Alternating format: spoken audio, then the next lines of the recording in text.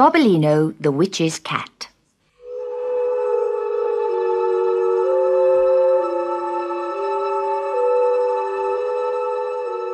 On a dark and cloudy night, two tiny kittens crept out of the cave where they had been born. It was the first time they had set foot outside the cave. It was so dark that Gobbolino could barely see his twin sister, Sutika. She was as black as the night itself. "What do you want to be when you grow up?" asked Gobbolino. "Oh, I'll be a witch's cat like Ma," said Sutika. "I'll learn magic and how to ride a broomstick and turn mice into frogs and frogs into guinea pigs. I'll fly on the night wind with the bats and the owls saying meow, and people will say, 'There goes Sutika, the witch's cat.'" Gobbolino was silent for a long time. Then he said, "I'll be a kitchen cat. I'll sit by the fire with my paws tucked under my chest and purr. When the children of the house come in from school, they'll pull my ears and tickle and tease me. I'll mind the house and chase the mice and watch the baby. And when all the children are in bed, I'll climb onto their mother's lap and they'll call me Gobbolino, the kitchen cat." "Don't you want to be bad?" "No," said Gobbolino. "I want to be good so that people will love me. People don't love a witch's cat." Just then, a ray of moonlight fell across the kittens. Sutika hissed and arched her back. "Brother, brother, one of your paws is white." Everyone knows that witches' kittens are black all over from head to foot, with eyes as green as grass.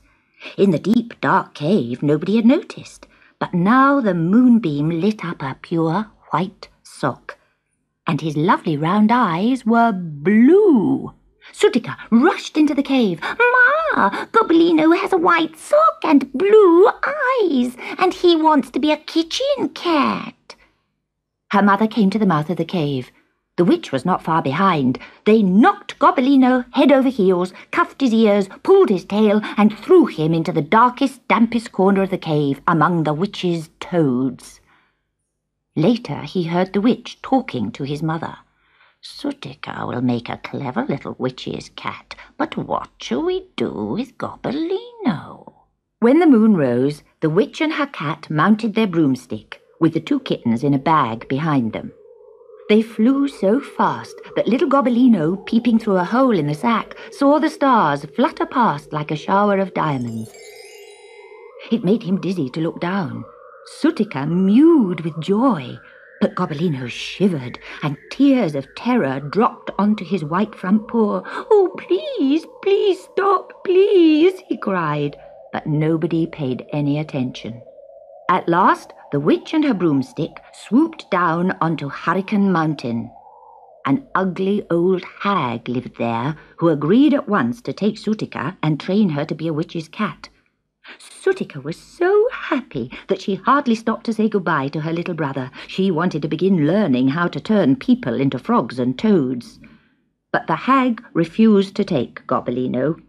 "A witch's cat with a white paw? No one will want him." So Gobbolino rode away on the broomstick behind his mother and the witch. They visited 50 caves, but none of the other witches wanted Gobbolino because of his white paw and blue eyes. They flew home again, and the witch flung Gobbolino back among the toads. In the morning he woke up and found himself all alone. The witch and his mother had gone. "Suppose they never come back. Oh, what shall I do?" But then an idea struck him. "Now I never have to be a witch's cat. I can go and find a happy home to live in for ever and ever." And he stopped crying. The witch's cave was on the edge of a forest, not far from a river. Gobbolino washed his face and coat very carefully, and then trotted through the fields till the forest was out of sight. In front of him was the bubbling river, with bright fishes in it that made his mouth water. Quite soon a lovely trout, pink and gold and blue, swam slowly towards him. Gobbolino trembled with excitement and lifted a front paw. At the same moment, the trout saw him and flashed by with a swish of its tail. The kitten made one wild grab, overbalanced, and tumbled into the water.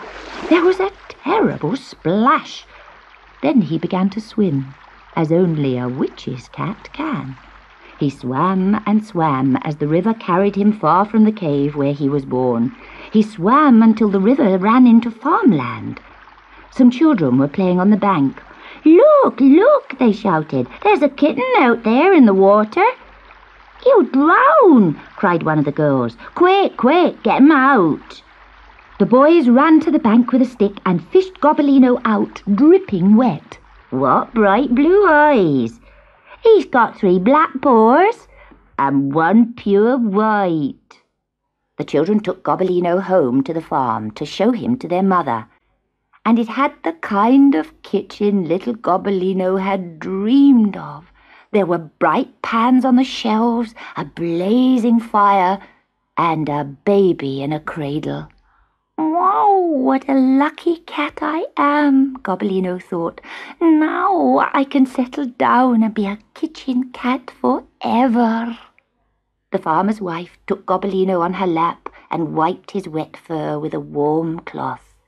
"Now, where do you come from, little cat? How did you come to fall in the river? You might been drowned."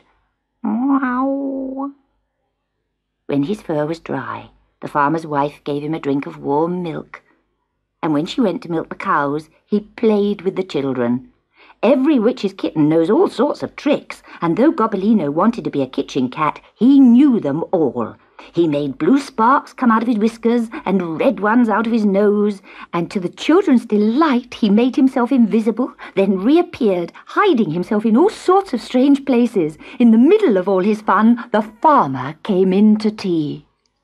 He saw Gobbolino's tricks, but said nothing. The children were sent off to their beds, and the little cat curled up in a box under the kitchen table. The fire died down. Gobbolino slept peacefully, dreaming and purring. Then, suddenly, tap, tap, tap, a hobgoblin peered in at the window. Gobbolino sat up and whispered, "Who's there?" "Come and let me in, little cat," said the hobgoblin. Gobbolino sat and stared at him. "What a lovely kitchen! What bright dishes! What a pretty cradle! What a warm fire! Won't you let me come in?" But Gobbolino only sat and stared at him. The hobgoblin began to rattle at the window. "You kitchen cats are all the same. Look at you, all warm and safe. Look at me, lonely and cold outside." When Gobbolino heard this, he remembered being lonely and lost. He trotted to the window. "You can come in and get warm for a little while," he said. The hobgoblin jumped through the window and left dirty, wet footmarks all across the kitchen floor. "How are you? How are your family?" he asked, giving Gobbolino's tail a pull. "My mother has gone away with my mistress, the witch," replied Gobbolino, "and my little sister Sutika has been apprenticed to a hag on Hurricane Mountain. I don't know how they are." "Oh ho!" grinned the hobgoblin. "So you're a witch's kitten?" "Oh no, not anymore. This afternoon I became a kitchen cat, and I'll be a kitchen cat forever and ever." The hobgoblin laughed loudly and turned head over heels. He knocked some knitting off the chair and it became tangled round the table legs. "Oh, do be careful," cried Gobbolino, but the hobgoblin ran into the larder and shut the door. The kitten trotted round trying to pick up the stitches, but it was no good. The hobgoblin bounced out of the larder. He had eaten all the cream. "Well, I'm going. Good night, little witch's kitten," said the hobgoblin, jumping out of the window.